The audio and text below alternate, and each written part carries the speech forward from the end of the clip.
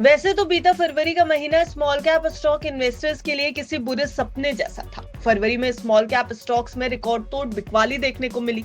अमेरिकी राष्ट्रपति Donald Trump की नई टैरिफ नीति ने पूरी दुनिया के शेयर बाजारों में हलचल मचा दी और खासकर भारत के लिए ये बड़ी चुनौती बन गए। ट्रंप की धमकी के बाद विदेशी निवेशकों यानी FIIs ने भारतीय बाजार से 15 अरब डॉलर निकाल लिए हैं, जिससे बाजार में भारी गिरावट भी देखने को मिली है।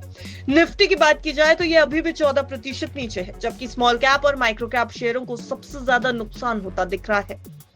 खैर, फरवरी के बाद आया मार्च के पहले हफ्ते में स्मॉल कैप स्टॉक्स फिर से तेजी दिखाना शुरू कर चुके हैं, लेकिन निवेशकों के मन में एक सवाल और एक डर अभी भी है कि आखिर बाजार की ये तेजी कितनी टिकाऊ है।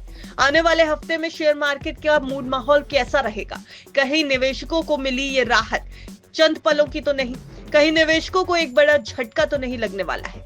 तो बाजार का मूड माहौल अगले हफ्ते के लिए समझेंगे, लेकिन पहले इस रिपोर्ट में कुछ बीते हफ्ते के आंकड़ों पर भी नजर डालनी जरूरी है। बीते हफ्ते की अगर बात करें तो निफ्टी, बैंक निफ्टी और निफ्टी मिड कैप सिलेक्ट ये तीनों ही पॉजिटिव क्लोजिंग देकर के गए हैं। निफ्टी लगभग 2% की बढ़त के साथ 22,552 के स्तर पर क्लोज हुआ। वहीं निफ्टी बैंक की बात की जाए तो बीते हफ्ते ये भी पॉजिटिव क्लोजिंग देते हुए 48,497 के अंकों पर बंद हुआ। निफ्टी मिड कैप सिलेक्ट 11,117.90 अंकों के क्लोजिंग देकर गया और यहां पर बढ़त थी 3.22% की। बीते हफ्ते अगर सेक्टोरल इंडेक्स की तरफ देखेंगे तो सभी सेक्टोरल इंडेक्स आपको हरे निशान में बंद हुए मिलेंगे। निफ्टी मेटल इंडेक्स में 8.6% की बढ़ोतरी हुई है, वहीं निफ्टी मीडिया इंडेक्स में 7.3% की बढ़ोतरी। निफ्टी एनर्जी इंडेक्स की बात की जाए तो यहाँ 6% की बढ़ोतरी दिखाई देगी। Nifty oil and gas index में 5.3% की बढ़ोतरी और निफ्टी PSU बैंक इंडेक्स में 5% की बढ़ोतरी नजर आएगी। हालांकि प्राइवेट बैंक्स की बढ़ोतरी थोड़ी स्लो रही है, 0.28% की पॉजिटिव क्लोजिंग प्राइवेट बैंक्स भी देकर के गए हैं।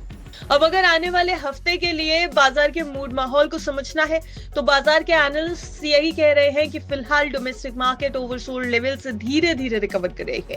शेयर बाजार में फिलहाल एक निर्णायक अपवर्ड का मोमेंटम तब आएगा जब कॉर्पोरेट अर्निंग में रिकवरी आएगी और टैरिफ अनिश्चितता और ज्यादा कम हो जाएगी।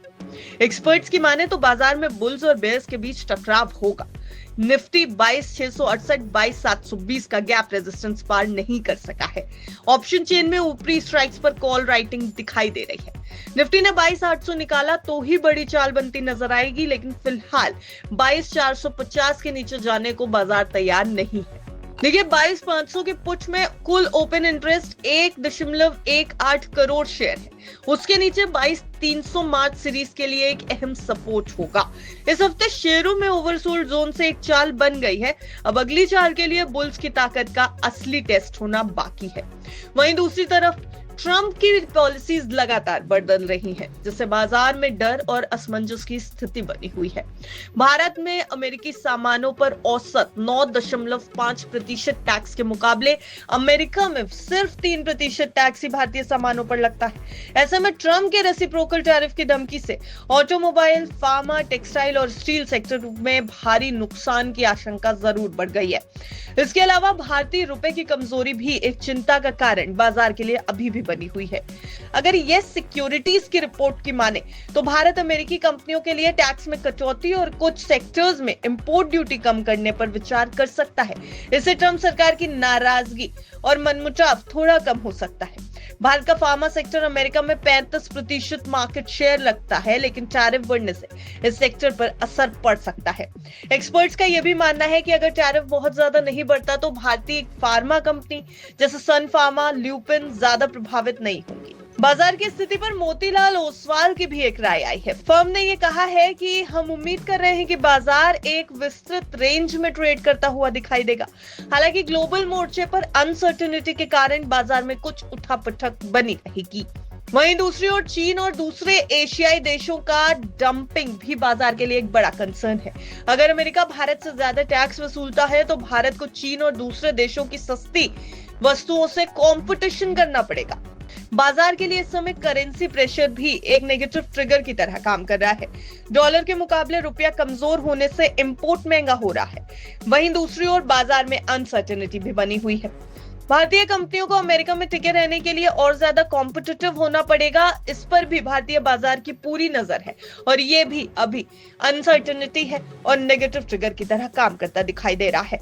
वैसे बात थोड़ी आईपीओ की भी करनी होगी। इस हफ्ते आईपीओ बाजार शांत नजर आ रहा है। अगले हफ्ते सिर्फ 2 एसएमई कंपनियों के आईपीओ आने वाले हैं, जबकि बड़ी कंपनियों के आईपीओ अभी नहीं दिखाई दे रहे। हालांकि एक्सपर्ट्स का मानना है कि आने वाले समय में आईपीओ बाजार फिर से तेजी पकड़ता दिखाई देगा। कई बड़ी कंपनियां स्टॉक मार्केट में एंट्री की प्लानिंग कर रही हैं और बाजार में कई बड़े आईपीओ दस्तक दे सकते हैं। लेकिन फिलहाल अगले हफ्ते बाजार में आईपीओ सेक्टर शांत दिखाई देगा। एक्सपर्ट्स की माने तो ये 4 से 5% का करेक्शन बाजार का सही करेक्शन का समय हो सकता है। भारत की जनसंख्या और मजबूत अर्थव्यवस्था उसे व्यापारिक झटकों से बचाने में मदद भी कर सकती है। बाजार में मौजूदा गिरावट को देखते हुए निवेशकों को सतर्क रहने की जरूरत है, लेकिन लॉन्ग टर्म निवेश के लिए ये सही मौका भी हो सकता है, ऐसा एक्सपर्ट्स का मानना है। अब अगली चाल के लिए बुल्स की ताकत का असली टेस्ट होना बाकी है, लेकिन निवेशकों को सलाह यही है एक्सपर्ट्स की कि सतर्क रहे, गिरावट में सपोर्ट जोन पर ही शेयर खरीदे। यानी कुल मिलाकर बाजार के लिए ये मौका हो सकता है। निवेशकों के लिए लॉन्ग टर्म में बने रहने की सलाह एक्सपर्ट्स दे रहे हैं।